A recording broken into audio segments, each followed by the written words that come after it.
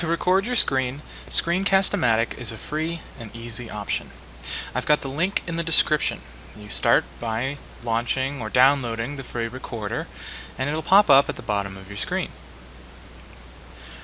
Once it's finished downloading, click on it to launch it, and after a moment, you'll have your screen recorder ready and working.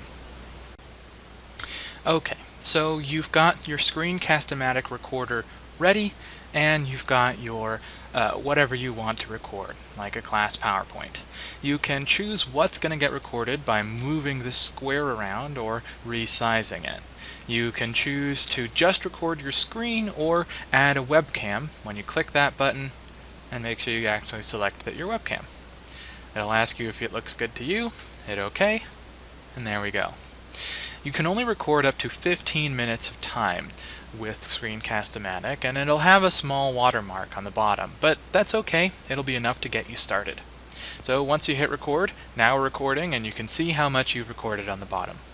You can use a couple of tools to draw things out or say hello, but once you've finished recording, you'll hit pause, and then you can trash it, start over, or hit done.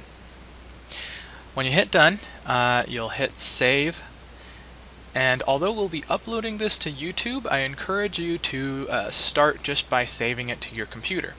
This will give you an option to watch the video before you save it, but if you're happy with what it looks like, you can save the video, select where it's going to go. I've just put this in My Documents, and hit publish. It'll take a moment to publish the video, but when it's done,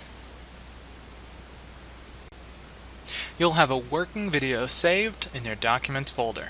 If you did multiple attempts, they'll be all saved here, and you can rename it whatever you like. In the next video, I'll show you how to upload this video to YouTube.